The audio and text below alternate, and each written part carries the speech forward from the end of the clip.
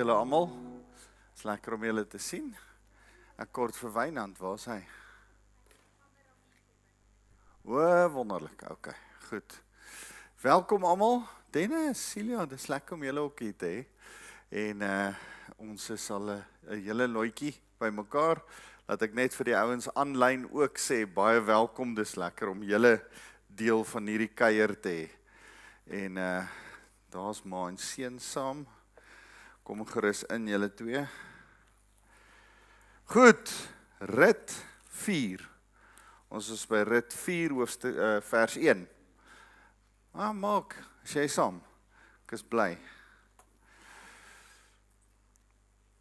Net my notas oopmaak. My Kripnotes. As hy. Kom ons bid saam. Here, baie dankie dat ons kan saam wees. Dankie dat ons net U naam kan aanroep. Here, dankie dat U ons losser is, ons verlosser. En dat ons net vanaand ook, soos ons gesels rondom rit en wat daar gebeur in hulle hierdie hele verlossingsstorie van Boas. Here, mag ons ook onsself raak sien in elkeen van hierdie mense se storie en hoe U ons verlosser is. Dankie Jesus. Amen. Amen. Goed, hoe gaan die vas? Good. Are you fasting, Tebogo? Ek is trots op jou. Okay. En wie van julle het hoofpyne en sulke goed? Yes, ek het 'n lekker vet hoofpyn hoor. Maar is net jou lyf wat moan. Moenie worry nie. Ja, nee, my probleem is ek het heeltemal te veel. Vanoggend kom ek nie aan wakker nie. Ek kom nie by nie. En ek dink dis die koffie wat jou gewoonlik so 'n kickstart gee. Nou is daar niks koffie nie. Nou moan my lyf so. Okay, so en is julle reg vir die volgende ruk van vas? Julle is gereed. David, sê besig om te vas. Jou eerste keer. Jou heel eerste keer wat jy vas. Great. Dis lekker. Ek is bly. Nee, dis 'n goeie ding as ons eers begin, as jy begin gaan jy agterkom wat dit vir jou gebedslewe gaan doen. Dit gaan lekker wees. Maar dis hard. Dis moeilik en die ergste van alles is dat ons onsself nog so 'n bietjie jammer op kry. As ons net altyd oor die selfbejammering kan kom. Maar dit help as ons as gemeente saam vas en as ons besef ander mense gaan ook so 'n bietjie deur 'n hoofpyn en deur 'n bietjie van 'n kopseer en maag wat grom. Dit gebeur maar. Dis nie so erg nie. Jy sal leef. Jou liggaam het genoeg reserves. So. Goed. Boas het na die dorpspoort gegaan en daar gaan sit. Juist toe kom die losser van wie hy gepraat het. Onthou ons het verlede week dit gelees. Die losser was verlede week ter sprake toe Rit by Boas se voete gaan lê het. Toe het hy gesê, daar's nog 'n losser. Kom ons lees deur die storie en sê hy, juist toe kom die losser van wie hy gepraat het daar verby. Draai af hierheen, kom sit hier, sê Boas vir hom. Die man het afgedraai en gaan sit en Boas kry toe nog 10 manne van die dorp se oudstes en sê vir hulle, kom sit hier. Nadat hulle gaan sit het hy vir die losser gesê, laat ek net eers gou iets sê oor die 10 manne. Ek dink ons het dit al vir mekaar hier gesê, ek wil dit net weer herhaal vir die wat nog nie hier was nie, maar 10 mans, veral na die ballingskap, was die hele ding dat, gewoonlik was daar mans oralste in Israel, toe gaan hulle met die ballingskap weg na Babylonië toe. In die ballingskap was daar klein groepies Jode. En 'n gemeenskap kan eers 'n sinagoge begin het in die ballingskap weg van Israel as daar 10 mans was. Wanneer is 'n Jood 'n man? 12 jaar oud. So 10, 12 jaar, 13-jarige mans maak 'n sinagoge. 40 vrouens en 9 mans maak nie 'n sinagoge nie. Sorry vrouens. Maar dit is hoe dit was en hoe dit nog steeds vir die Jode vandag is, dan moet 10 mans wees, ouer as 12, om 'n sinagoge te kan regverdig. Gewoonlik werk dit ook so, hulle push dit so 'n bietjie, maar as 'n dorpie begin leeg raak, ek het die slegte voorreg gehad om te sien hoe die dorp Delmas nie meer 'n sinagoge het nie, en hulle die sinagoge 'n gym gemaak. Hy mag nie 'n kerk geword het nie, en hy mag nie 'n moskee geword het nie. Toe word hy 'n gym. Dit was baie terrible om te sien dat die sinagoge 'n gym word. En as daar dan al hoe minder mense in 'n dorpie soos Delmas kom, dan is daar eventually kom hulle by mekaar en sê, hoor jy, ons het nie meer 10 mans wat die sinagoge kan onderhou nie, en daarom moet ons die sinagoge toemaak. Dit werk gewoonlik so. Gewoonlik is dit hoe 'n sinagoge begin en hoe 'n sinagoge eindig. So, daar's baie plekke waar daar nuwe sinagoges begin en ou sinagoges wat eindig. Die hartseer is, dis nie heeltemal hoe 'n moskee werk nie. Ek wens dit kan wees hoe 'n moskee ook gewerk het, maar hulle plant moskees oralste en dan kry hulle mense om soontoe te gaan. En hulle is meer daarin om die mense te wen en die moskee, hulle is, die moslems is meer aggressief in hulle sending as wat Christene is. Die Jode is nie so nie. Die Jode het nie sending werk nie. Jy is of 'n Jood of jy is nie 'n Jood nie. Jy is 'n Jood gebore volgens hulle. Ons as Christene glo, nee, jy moet 'n Christen word. Moslems sê, hoorie, almal is eintlik Islam, onderdanig. Jy moet hulle net weer onderdanig kry aan Allah. Hulle het net ergens skeef gegaan. Jy moet hulle net weer onderdanig kry. En dis eintlik scary om daaraan te dink. Ja, as dit by Islam kom, dan sê ek nog steeds, dis nie dieselfde as Christendom nie, en ons aanbid nie dieselfde God as Jesus Christus en Allah. Dis nie dieselfde en kan nie onder dieselfde kam geskeer word nie. Ek weet daar's baie mense wat dit sê, en ek weet hierdie gaan op YouTube wees, maar ek dink ons moet behoort meer en meer vir mense te sê, hierdie is nie dieselfde nie. Ek dink, ek verduidelik dit altyd toe ek religious education gedoen het, dan dink ek, as mense vir jou kom sê, Allah en God is dieselfde, dan is dit soos om te sê, my pa en Dimmen se pa, en as ek julle begin beskryf, en wie's my pa en wie's Dimmen se pa, en ons beskryf so 'n paar goed, sonder want die titel is dieselfde, né? Pa. As die titel dieselfde is, dan is dit heel moontlik dat dit dieselfde ou kan wees. Nou moet ons hoor, wat noem hy hom, wat noem ek hom? Wat is sy karaktereienskappe, wat is hierdie se karaktereienskappe? En as ons begin kyk, wat sê die Bybel oor Vader God en wat sê die Koran oor Allah, is dit 2 verskillende entiteite. Dis nie dieselfde God nie, dis nie dieselfde persoon nie. En ek dink ons moet dit vir mekaar baie duidelik sê. Baie mense sê, ag, ons dien tog maar dieselfde God. Nee. Jy sal moslim skryf wat vir jou sê, we're serving the same God. En dan moet jy die dapperheid hê om te kan sê, no we don't. En ja, so kom ons steek nie te lank daarby vas nie, laat ek net vinnig sê, na die ballingskap het die Jode teruggekom en het die 10 mans nogal 'n belangrike rol in hulle gemeenskap gevorm. 10 mans het die waarmaak van 'n kontrak begin vorm. 10 mans het in die kultuur dit so gemaak dat jy moet bevestig dat 'n saak reg is voor 10 getuies. Deuteronomium, in die mond van 2 of 3 getuies sal 'n saak bevestig word. 2 of 3 getuies is alright. Maar dit het toe vir die Jode, veral na die ballingskap, geweldig belangrik geword om 10 ouens bymekaar te hê. En daarom, onthou julle, ons het gepraat oor dat rit, as gevolg van wat in Ezra en Nehemia gebeur is. Al was dit 'n storie in die volksmond van Israel, is hy eintlik eers neergeskryf deur 10 'n priester wat uit die ballingskap uit teruggekom het. Het een of ander priester, onbekende priester, nie verseker nie Ezra nie, en verseker nie Nehemia nie, het hierdie storie gaan neerskryf en met 'n doel neergeskryf. Dit was 'n politieke statement om te sê, hey, daar kan nog Moabiete wees wat heel moontlike persoonlike verhouding het met die Here. Ezra en Nehemia moenie almal net voor die voet wegjaag en vyandig wees met hulle nie.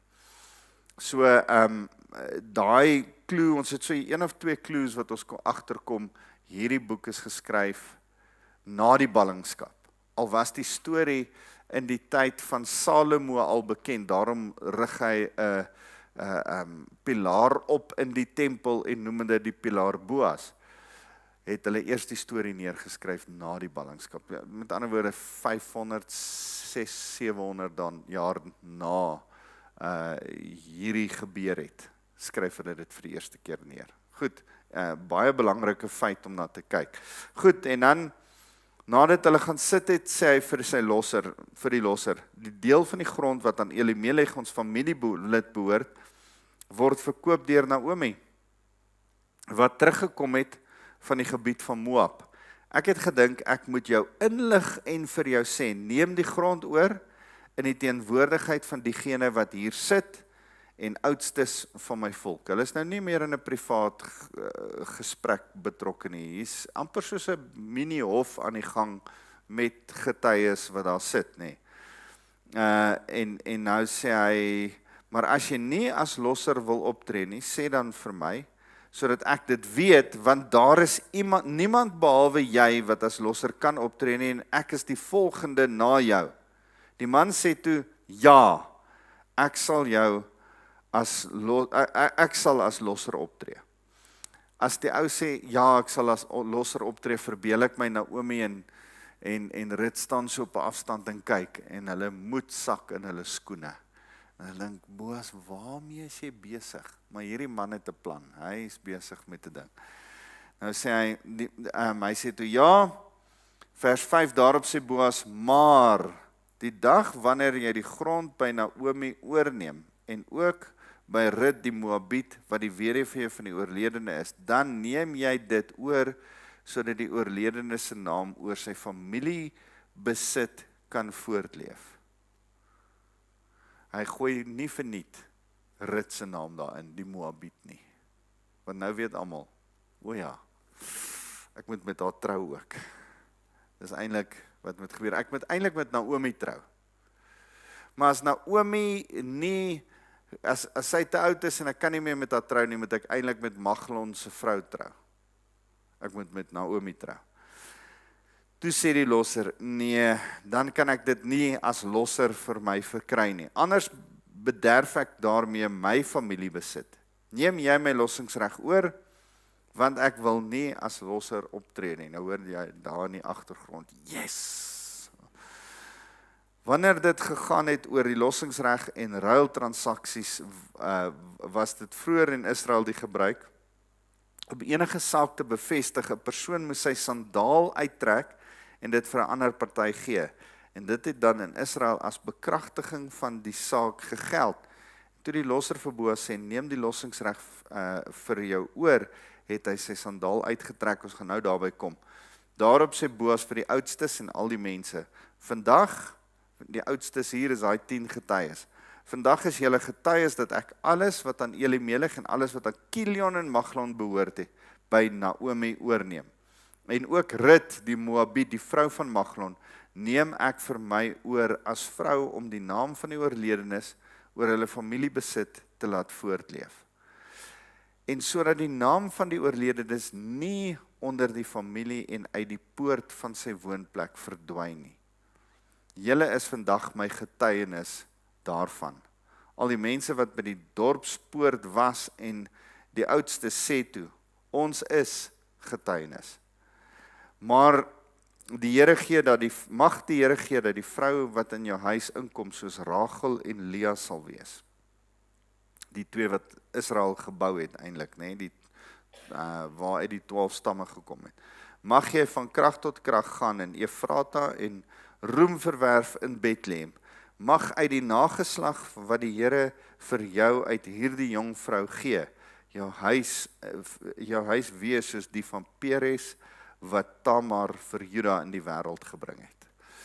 en ons weet dat dit dan ook so was. Goed, ek wil net tot so ver toe lees, en dan bespreek ons vinnig wat hier gebeur het. Goed, die losser is 'n interessante woord.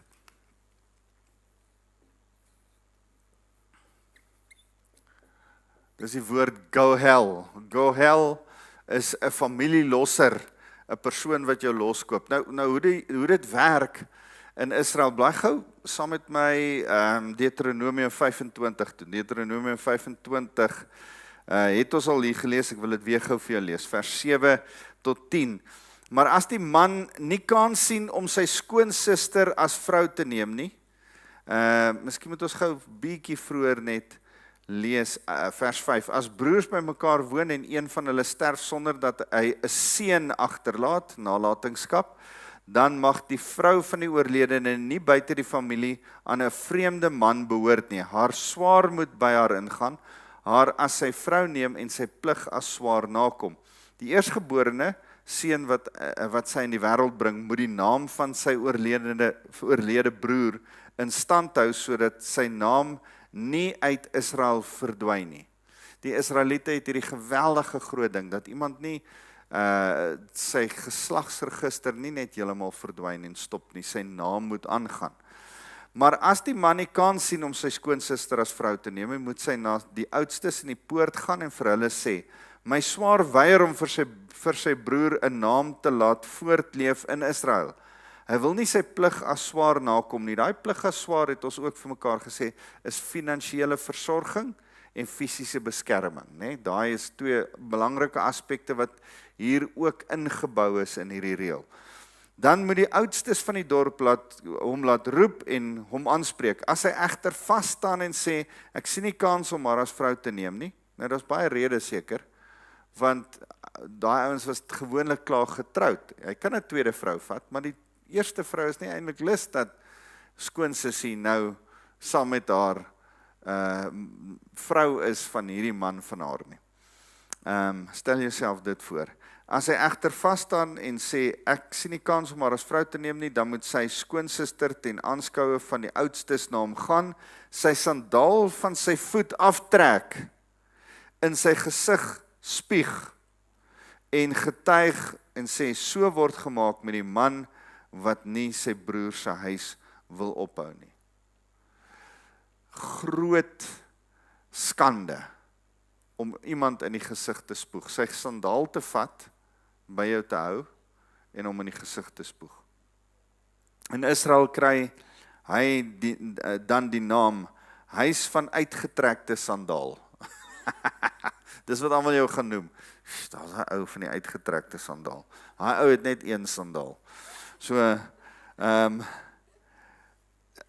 hoe dit basies werk is, daar's twee goed wat hierdie verantwoordelikheid, hierdie broersverantwoordelikheid, verlossingsreg en go hell verantwoordelikheid gevorm het. In die eerste plek, stel jouself voor, ek raak in die skuld in. Ek het 'n slegte oes op my lande, en ek is besig om in die skuld in te hardloop, hier gaan my os dood en my kinders is siek, en ek verkoop my grond aan Wynand. En Wynand sê, dankie, hier's 'n groot klomp kontant, nou kan jy jou skuld delg en almal betaal wat jy moet betaal, maar nou is die grond myne. Maar nou is dit uit my familie uit, nou is dit nou nie meer van 'n merwegrond nie, dis nou skepersgrond. Nou kan my broer kom, en van 'n ander plek af sê, hoorie, ek wil die grond terugkoop vir ons familie. Hy gaan 10-1 dalk met my as familielid 'n pad stap en hopelik in verhouding staan en sorg dat daar nie weer skuld kom nie. Maar dan het Wynand nie, hy mag glad nie sê, nee, ek gaan dit nie aan jou terugverkoop nie. Hy kan nie sê, nee, sorry, hier is nou my grond. Hy moet dit terugverkoop. So deel van die koop in Israel van iemand se grond is die wete dat hy sy grond, dat hierdie grond teruggekoop kan word en jy dit nie kan weier nie. So met ander woorde, dis so 'n bietjie goedkoper met dit in ag geneem, Rian. Stel jouself voor, jy verkoop grond, Maar jy weet, die volgende ou, die familielid van die vorige ou, hy kan terugkom en enige tyd daai grond koop. Jy staan nie op 'n kontrak voorreg om te kan sê, hier is my grond, ek het dit gekoop, sorry, klaar. Die ander ou kan dit koop teen daai prys, of 'n hoër prys, maar hy kan dit koop by iemand anders. So dan, dis die hele ding oor grond, oor besittings, wat vasgemaak word. Maar, dan is daar ook die ding van wraak, nee, as daar iets gebeur het, kom ons sê, iemand het jou broer doodgemaak, en jou broer is doodgemaak, jou familielid, jou naasbestaande is doodgemaak, dan kan jy gaan en hom gaan wreek. Jy mag hom gaan doodmaak. Daar was sekere omstandighede in die wet van Moses, waar jy hierdie persoon dan kan gaan wreek, en hom kan gaan doodmaak. As dit, wat noem hulle dit, manslag, per ongelukke ding is wat gebeur en hierdie ou is dood en jy dit veroorsaak, dan mag jy vlug na een van die 7 asielstede in Israel toe, en daar was asielstede waarin jy kon gaan bly het, maar jy mag nie daar uitgaan nie. En dan, as jy nie na die asielstad toe gaan nie, het die broer of die naasbestaande ook die reg om jou te gaan doodmaak. So dit was net hoe dit gewerk het in daai tyd. Welkom Billy. En so dis die losser se werk. Hy moet die grond loskoop, maar dan moet hy ook 'n kind verwek by daardie vrou, sodat daai kind die naam dra van die vorige ou. Nou, wat baie interessant is dat Obed, ons nie al die detail nie, maar Obed het nie noodwendig die naam gedra van Maglon nie. Dis nie Maglon se seun nie, dit word nie in hierdie boek soos Maglon se seun erken nie. Hierdie Obed word as Boas se seun gesien, ons sal net nou daarin gaan. Goed, so dan tree hy as losser op, wat vir my so mooi is Boas kies om eers vir hom te vertel van die grond. Hier's grond. Dan sê hy, sjap ek's in. As ek kan grond kry, gaan my boerdery groter word, what a bargain. Kom ons vat hierdie ding, kom ons hardloop daarmee, ek sal dit doen. Hy het dalk selfs in gedagte gehad dat miskien moet ek vir Naomi onderhou uit my grond uit, maar ek kan dit selfs doen. Tot Boas sê, onthou van Rut. Daarop sê Boas, vers 5, maar die dag wanneer jy die grond by Naomi oorneem, en ook by Rut die Moabiet, so by the way, ja, dit is Maglon se vrou, dan moet ek met haar trou, volgens Deuteronomium 25. Dan sê hy, wat die weduwee van die oorledene is, tussen hakies, dan neem jy dit oor, sodat die oorledene se naam oor sy familiebesit kan voortleef. Almal weet wat hy eintlik besig is om te sê. Jy moet met Rut trou. As jy die grond kry, jy kan nie die grond kry sonder om met Rut te trou nie. Dis grait dat jy ja sê, onthou van Rut, die Moabiet. Onthou nou daai hele ding van wat ons in die Bybel gelees het oor die Moabiete, dat jy nie met 'n Moabiet mag trou nie.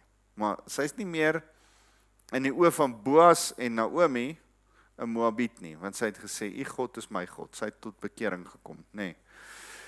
Toe sê die losser, nee, dan kan ek dit nie doen nie. Anders bederf ek daarmee my familiebesit. Dalk is ek besig om my erfporsie dan te veel op te deel en dan gaan probleme kom en dalk het ek met my vrou probleme. Stel jouself voor, hy kom huis toe, hy sê vir sy vrou, goeie nuus en slegte nuus. Ons het 'n ekstra stuk grond gekry om te bewerk. Maar hier's my ekstra vrou wat saamkom, het jy vir haar kamer, waar kan sy slaap vanaand? Ek dink hy het die somme gemaak en besef, ek het nie daai moeilikheid nodig nie, wag. Ek gaan nie daai can of worms oopmaak nie. Ek gaan maar net eerder nee sê. En dan sê hy, neem die lossingsreg oor, Boas, en dan doen Boas dit, maar in ruil vir dit, dan moet die persoon sy sandaal uittrek en vir die ander party gee. So onthou julle wat het ons in Deuteronomium 25 nou net gelees. Sy moet sy sandaal gaan aftrek en hom in die gesig spoeg. Dis nogal 'n embarrassing, amper aggressiewe ding. Nou word dit al 'n bietjie versag. Dis 'n paar jaar nadat die wet gegee is. So wat hy doen is, hy trek self sy sandaal uit en koes vir die spoeg. So hy gee die sandaal. Maar onthou, hier is almal nou happy. Boas is happy, hy kry 'n stuk grond by, en hy kry 'n girl. Sy is happy, sy trou met die man van haar drome. Hy is happy, want sy vrou sê niks. Verstaan jy? So, hy kom so half en half ongedeerd uit, onthou sy naam is Peloni Alimony, as so en so. Dit is so mooi dat die skrif hom nie eintlik wil ontbloot nie. Maar eintlik, daar's so 'n mooi ding, Erika het vir my 'n ding gestuur van iemand wat sê, daar's twee wat aanspraak kan maak op die bruid, op ons as rit. Daar is 'n losser wat eerste aanspraak op jou het, en dis die wet. Die wet het 'n aanspraak op jou. Maar dan kom die verlosser, Jesus Christus, ons Boas, en hy neem die lossingsreg oor deur sy bloed, en hy koop ons met sy bloed, en ons word syne. Maar ja, hierdie Peloni Alimony, hy is besig om dan te sê, nee, wag so 'n bietjie, ek gee die lossingsreg oor.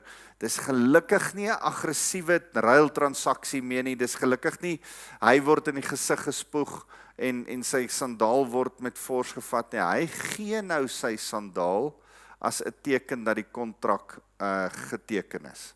Goed, dis 'n seël, dis 'n manier van almal, en in die gee van sy sandaal sit al die getuies daar en sê, o ja, okay, wag, hierdie deal is beklink, ons weet.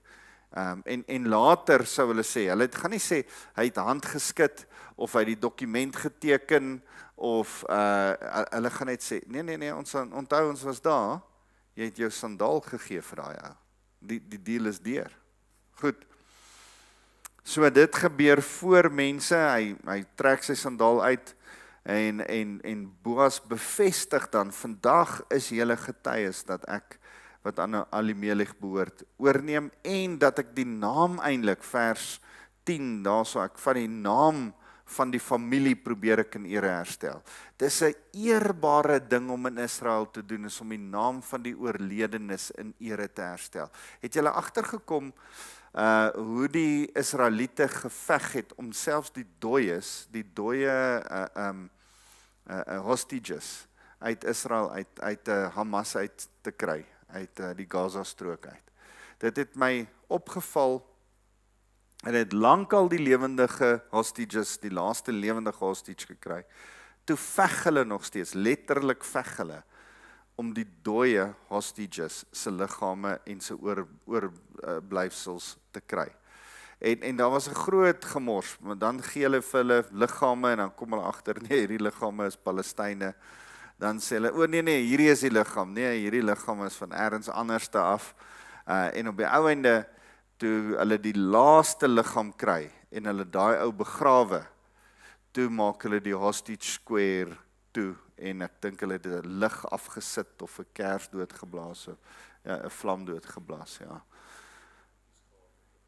Ja, toe het hulle al hulle geel stukkies afgehaal, want almal is tuis, die geel stukkies is, ons wag vir julle om huis toe te kom. Daai, we tie a yellow ribbon on a tree, julle ken nie gebruik, dis die gebruik wat jy wag vir die mense wat in gevangenis is na oorlog, dat hulle moet terugkom. Dat jy 'n geel stryk aan jou huis vasbind, sodat hulle sal weet, jy wag vir hulle. En dis wat die hele geel dingetjie was, en die hostage square toe nou was. En dis eintlik so mooi dat die Jode hierdie passievolle ding het om vir die dooies nog te bly veg. So, nou kom hulle tuis, en dan is dit so mooi dat die oudstes dan 'n seën spreek. Mag jy wees soos Rachel en Lea, Rut, mag jy wees soos Tamar van Juda. En dis eintlik mooi uitsprekinge oor hulle, want hulle besef sy kon nie kinders hê by Maglon en Kilion nie. En heel moontlik was dit Maglon, onthou sy naam was Sikerig.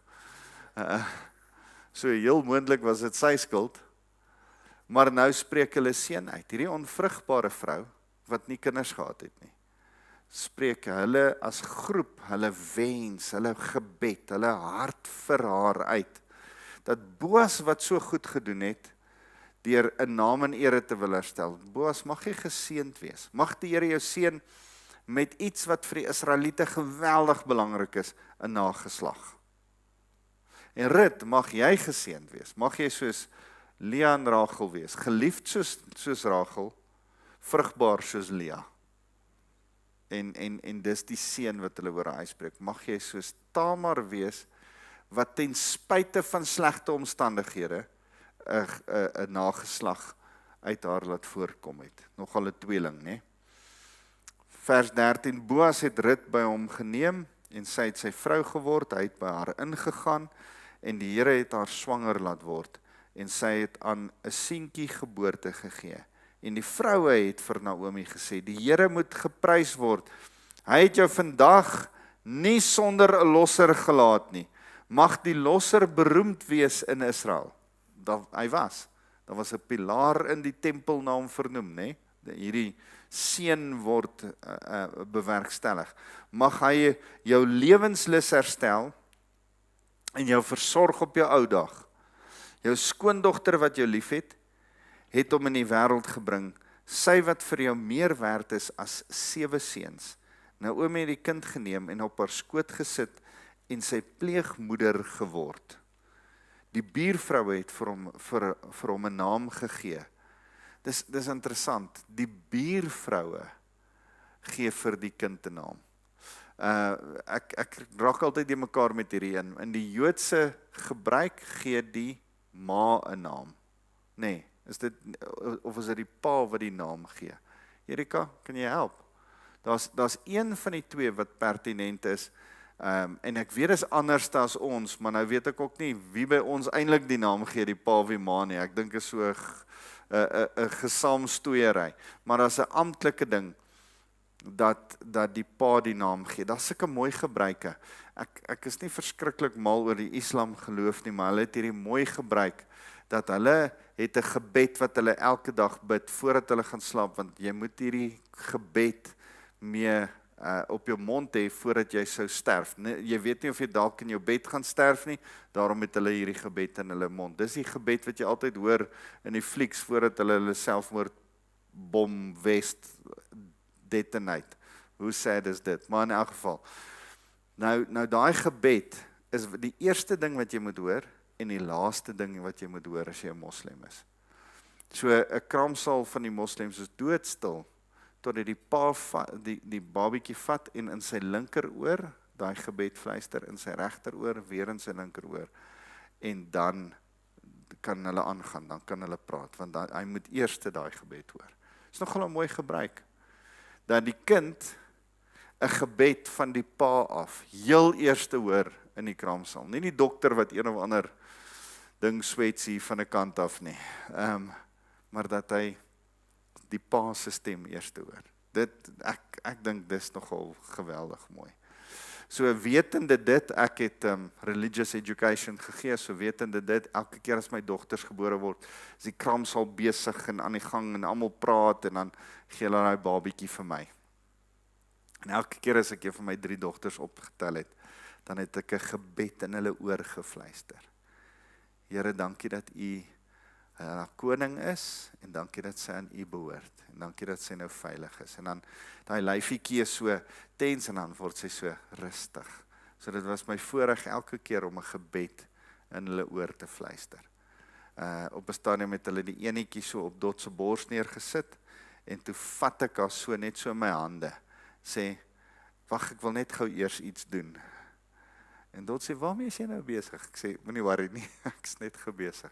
En in hulle oor 'n gebed gefluister. So, daar's 'n mooi gebruike. In die Jodendom is dit ook 'n mooi gebruik dat die ouers hierdie hierdie kinders se name gee, maar hier gebeur iets anders. Die gemeenskap gee Obed se naam.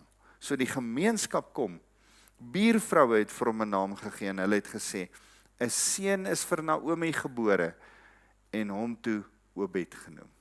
Obed beteken die een wat ons dien. Obed was daar om Naomi te bedien. Waarmee moes hy haar bedien? Hy moes, dis haar pensioen.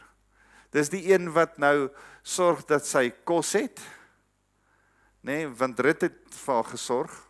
Haar man het eers vir haar gesorg, toe het haar seuns vir haar gesorg, toe het Rut vir haar gesorg, eintlik Boas deur Rut. Toe het Boas vir haar gesorg en haar in sy sorg geneem. En met die oog daarop dat Boas dalk kan sterf. Hy sou 10 langer as Naomi geleef het. Maar het hulle besluit, hierdie seun is die een wat vir jou en vir Rut die Moabiet sal sorg, al is Boas nie meer daar nie. Hy is die een wat julle sal dien, van daardie naam Obed. So mooi gebruik. En Obed was die vader van Isai en Isai die vader van Dawid. Hier volg die geslagsregister van Peres. Peres, want ons was besig met die seun wat die oudstes uitgeoefen het oor hulle van Tamar, mag jy wees soos Tamar van Juda. So hier volg die geslagsregister van Peres. Peres het Gesron verwek, Gesron het Ram verwek, Ram het Aminadab verwek, Aminadab het Nachson verwek, Nachson het Salmon verwek, Salmon het Boas verwek, en Boas het Obed verwek, Obed het Isai verwek, en Isai het Dawid verwek, en nou kan ons sê, Dawid het Salomo verwek, en down the line is Jesus verwek uit daardie geslagsregister uit. Hoe wonderlik is dit? So, Salmon is die ou, as jy daarby wil skryf, Salmon is die ou wat met Ragab getroud was. Ragab van Jerigo, die prostituut, Salmon is met haar getroud. En Boas was dan hulle kind. En ons het al so 'n paar keer daaroor gesels. Goed. Ek dink dit is so mooi om net so bietjie oor die geslagsregister te praat. En te sê, as jy geslagsregisters kry in die Bybel, beskou dit as geweldig belangrik. Moet asseblief nooit, ek hoor by mense wat sê, ek lees my Bybel, dan as ek by 'n geslagsregister kom, dan skiep ek hom. Moet dit asseblief nie skiep nie. Julle laat my toenails omkrul. Skiep jy dit? Nee, moet dit nie skiep nie. Nee, ek weet. Maar kom ek leer jou wat se wonderlike ding dit is. Lees dit. Ek beloof jou, hier's 'n brief. As ek verkeerd is, dan sal ek jou chocolate koop. OK. Kom sê vir my, ek het dit weer gelees, dit was weer boring, ek het niks daaruit gekry nie. Elke keer as jy 'n geslagsregister gaan lees, gaan jy iets raaklees van, o ja, dis daai een. Of jy gaan iets raaklees van, o ja, en of die Heilige Gees gaan jou iets begin wys. Blaai gaan na hierdie geslagsregister toe. Matteus, hoofstuk 1, jou huiswerk. So nee. Huiswerk. Môreoggend se stilte tyd. Matteus 1 vers 1. Hoorie, ek sal 'n paar weke se preke net uit Matteus 1 vers 1 tot 17 kan hê. Want dis net so 'n wonderlike stuk skrif, die geslagsregister van Jesus Christus, die seun van Dawid, die seun van Abraham. Wie was die seun van Dawid? Salomo. Die koning van die konings, die rykste koning, die slim koning.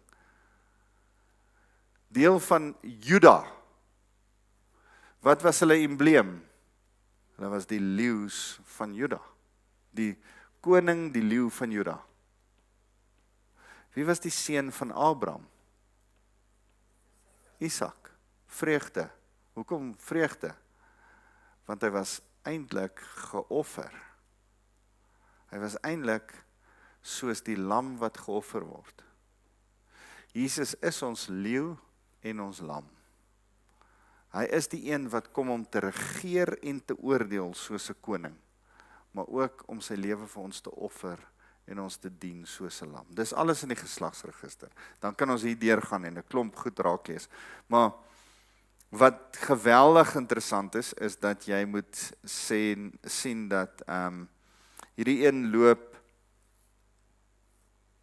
van Abraham het vir Isak verwek, Isak vir Juda, dan gaan ons Peres, Tamar, dan gaan ons Dawid het Salomo by die vrou van Uria verwek, Salomo het Rehabiam verwek, nou gaan ons so aan, en dan kom ons tot by Jakob, en Jakob het Josef verwek, die man van Maria, uit wie Jesus wat bekend as die Christus gebore is.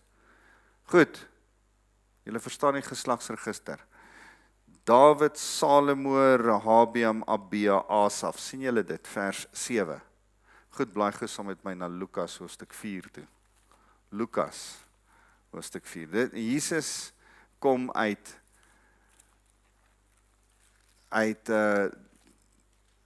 die geslagsregister van Dawid en Salomo. Is julle reg? Hier is die geslagsregister in hoofstuk 3. Hy is beskou as die seun van Josef, seun van Eli, seun van Matat. Gaan so bietjie aan, gaan ons deur al daai name, dan kom ons, nou, hy is nou in reverse gesê, nee, hy is anderste omgesê. Kom, lees saam met my vers 31, seun van Melia, seun van Menna, seun van Matata, seun van Nathan, seun van Dawid, seun van Isai, seun van Obed. So hier's 'n vraag, is Jesus nou uit die geslag van Nathan, Dawid se seun gebore, of uit die geslag van Salomo, Dawid se seun gebore? Weerspreek die Bybel homself? Ja, Maria is die een geslagslyn, en Josef is die ander geslagslyn. So, die geslagsregister van Matteus is die geslagsregister wat ons kry. Het jy al agtergekom daar's 'n verskil tussen die twee? Jy moet dit lees. Lees julle geslagsregisters. Dan gaan julle agterkom, die Here het sulke fyn goed beplan. In geslagsregisters lees jy sulke fyn mooi goed. Die Matteus geslagsregister is Josef se geslagsregister. Matteus skryf sy boek vir Jode. Matteus wil wys dat Jesus die koning is. Hy is die leeu van Juda, hy is die koning, hy is 'n Jood vir die Jode. Jode, julle moet hom aanvaar. Dis Matteus se hele missie met sy boek. En daarom skryf hy die geslagsregister van die pa Josef. Geweldig belangrik. Maar was Josef regtig sy pa? Was eintlik net sy pleegpa. Die Here was sy pa. En nou kom Lukas, die mediese dokter, die Griek, die enigste Griek wat 'n boek in die Bybel geskryf het. Die enigste nie-Jood wat 'n boek in die Bybel geskryf het. En hy kom, en hy stel nie belang of die man belangrik is of nie. Hy wil eintlik Maria se geslagsregister. Vir Lukas was vrouens geweldig belangrik. En hy gaan in die geslagsregister van Maria in en kom agter, sy kom eintlik uit die stam van Juda, maar deur Nathan die seun van Dawid, nie deur Salomo nie. So by Dawid was die voorgeslag van beide Josef en van Maria. Maar by Josef was daar 'n seun, by Dawid was daar 'n seun, Salomo en Nathan, en van daar af gaan die geslagslyn verder. Dis dan net so oor die 1000 jaar verder wat die twee bymekaar uitgekom het. So julle hoef nie te worry dat die Here Josef en Maria met hulle niggies laat trou het nie. Niggie of neefie laat trou. Dis 1000 jaar letterlik verder. So daar's so een of twee goed wat ek nog so oor rit wil sê. Een van die goed wat ek wil hê jy moet so bietjie oor gaan dink, nê? Hoeveel geslagte tussen Boas en Dawid? Kom ons werk gou uit. Boas, Obed, Isaï, Dawid. Boas, Obed, Isaï, Dawid. Stel jouself voor, dit is heel moontlik dat Boas nie meer 'n jong man was nie. Maar Obed, Isaï, Dawid, ons weet hierdie mense het taamlik vroeg kinders gehad. So werk gou saam met my uit. As jy op 20 kinders het, is die moontlikheid dat jou kind wat op 20 kinders het, dat jy op oupa kan wees op 40. Is julle met my? Tweede geslag. Jy kan oupa grootjie wees op 60. En jy kan oupa grootjie wees op 80. So, Dawid, Isaï, as Dawid 20 is, kom ons sê Dawid is gebore, Isaï 20. Nie helemaal nie, hy moes ouer gewees het, want dit was die jongste van 'n klomp seuns, nee. Maar kom ons sê hy was 30 of 40. En dan was Obed 60. Dan is die moontlikheid dat 90 of 80, 90 daar rond, miskien nou 100 jaar oud, hierdie mense het so oud geword, was Boas gewees. En het Boas heel moontlik, en ek hou daarvan om so daaraan te dink, heel moontlik die geboorte van jong Dawid gesien. So, dis nie so ver gesog om te besef dat Boas en Dawid dalk vir mekaar, by mekaar kon leef nie. Die een moes stok oud gewees het en die ander een bloedjonk. Ek dink nie Boas het Dawid sien Goliat wen nie. Ek dink nie daai som werk uit nie, maar dis in daai geslagslyn en dis ten minste in daai oordraging, nee, van alles wat gebeur het. Stel jouself voor. Ek het op 'n stadium 'n studie gedoen oor giant slayers. Hoekom het die Here as ons Israel kyk en net sien dat Israel hier is en die Rooi See is hier en dan trek hulle hier van Egipte af en hulle trek nie reguit hierdeur nie. Die Here laat hulle eers hier deur die Sinaï woestyn gaan, maar dan van die Sinaï woestyn af sou dit die beste gewees het as hulle reguit deur geskiet het. Erika? So net soveel meer sin gemaak het. Dan vat hy hulle eintlik eers hierom. Hy vat hulle hierom. Hoekom vat hulle deur die land van die Midianiete, die Edomite en die Ammoniete? Want al die lande van die Ammoniete en die Edomite en die Midianiete het geweet hoe om die ouens wat in hierdie area gebly het, wat ons vandag die Gaza strook noem, wat toe nog ook Gaza was en Askelon en Gat, daai stede hier was eilande gewees.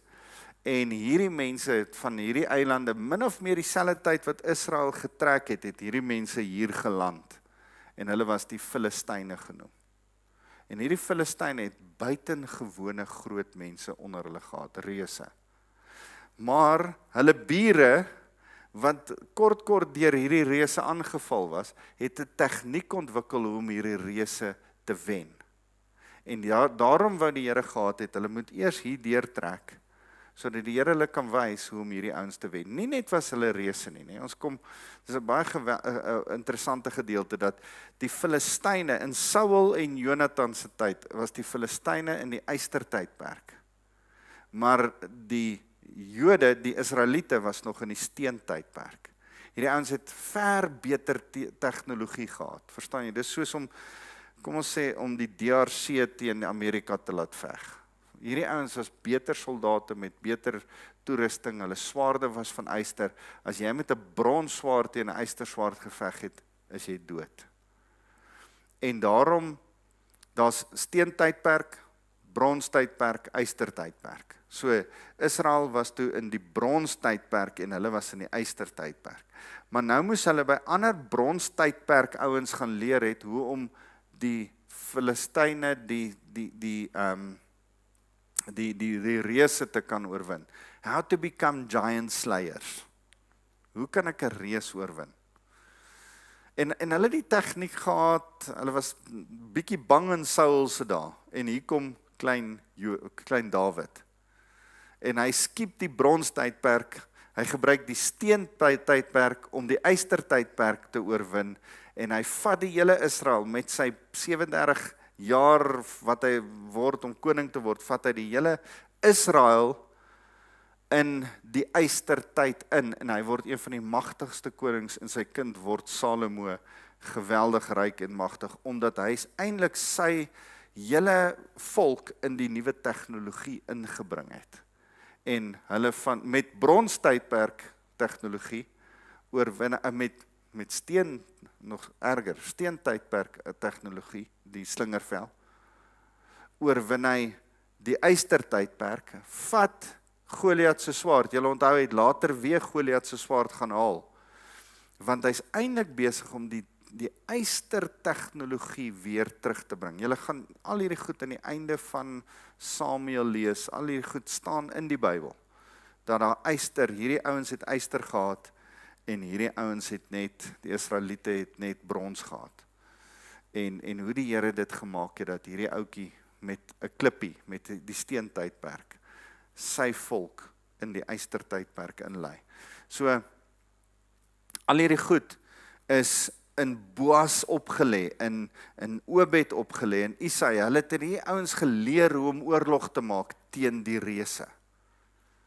En daarom was Dawid 'n skilled fighter. Hy was nie 'n ou wat per ongeluk 'n skilled fighter was nie. Daar was 4, 5, 6 geslagte wat van Joshua se tyd was. So, as jy nou dink aan Nagson en Salmon, Salmon was een van die verspieders. Hulle was soldate.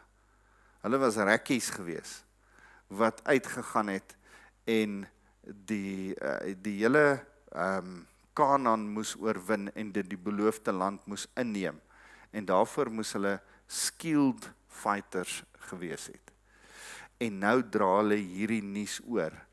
En ek wil hê jy moet die prentjie sien, al was dit die tyd van die rigters, nê? Nogal 'n lang tyd wat die rigters daar was daar 'n tyd van oordraging van wapentuig, van dink, van oorlog maak, en teen die tyd wat Dawid kom, Saul, Dawid, en almal rondom Dawid se 300 dapper man, was dit eintlik 'n sameloop van 'n klomp mense se input, van 'n klomp mense se ouers en oupas en oupa grootjies wat in hulle lewe ingebou het oor hoe om oorlog te maak teen die Filistyne, en was hulle bedrewe soldate gewees. So, giant slayers, dis eintlik wat hulle was. So, goed, nog iets wat julle wil weet voordat ons afsluit oor Rut. Ons gaan klaarmaak met Rut, en dan op my vrou se versoek gaan ons Romeine begin volgende week. So ons begin by Romeine 1, so ek gooi my so 'n bietjie in die diep kant in. Ek sê, kan ons nie 'n bietjie 'n makliker boek doen nie? Nee, Romeine 1. So, Erika.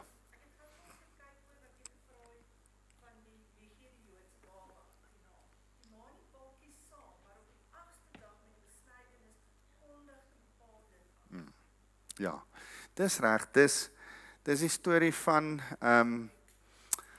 Johannes die Doper, Sagaria sy pa, moet die naam aankondig, en dan, as hy die naam aankondig, dis nie Sagaria nie, dis Johannes, dan kan hy weer praat, ja.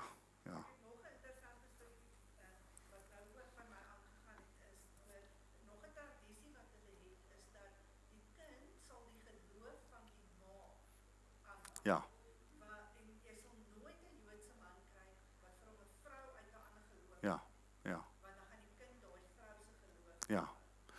Ja, op